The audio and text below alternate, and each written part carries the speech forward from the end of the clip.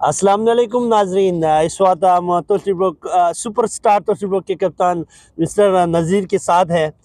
माशाल्लाह से बीएसएल के सीज़न स्टार्टिंग से आपने अपने टीम को इससे में ज्वाइन किया हुआ है। आप बहुत ही सीनियर प्लेयर है और पिछले साल भी आपने माशाल्लाह से अपनी अलग सी टीम बना के आए हैं। वैसे तो तोशिबो की अलग सी टीम आती है, लेकिन नज़ीर भाई की एक अलग सी पहचान होती है।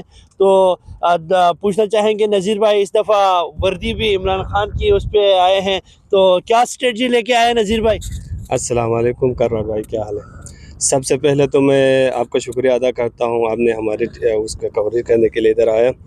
और ये है करार भाई, इस साल हमने जो नए प्लेयर्स जो है ना ज्वाइन किए उसमें टीम में, और 4-5 मेरे पास अच्छा बैट्समैन भी आया है पिछले साल की निस्बत। इस साल मेरा टीम बहुत मजबूत टीम है इंशाल्लाह। वो उसके लिए हम काफ़ी प्लेयर्स को मैंने चेंज किया है और इस दफ़ा एक अच्छी सी टीम बना के लेके आए।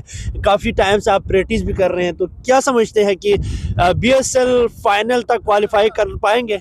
जी, हमारा तो यही कोशिश होगी कि हम जो है ना ट्रॉफी अचीव कर सकें।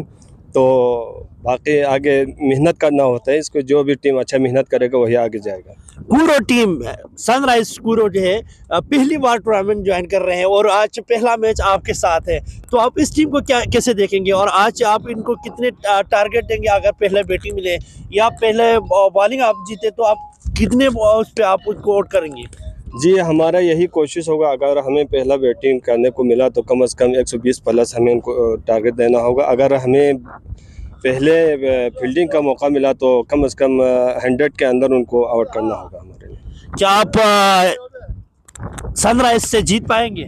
इंशाल्लाह हर टीम की यही कोशिश होती है कि वो दूसरा फरीक से जीत जाए, तो जो भी अच्छा खेलेगा वही जीतेगा। बहुत बहुत शुक्रिया, best of luck for both team, thank you.